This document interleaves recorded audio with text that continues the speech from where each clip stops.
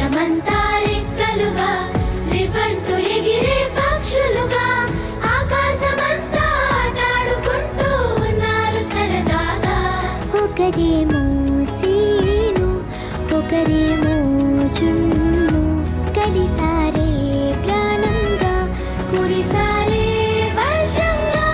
పాటేమో scene ఆటేమో జున్ను ఒకటై ఎదిగారే మధురంగా.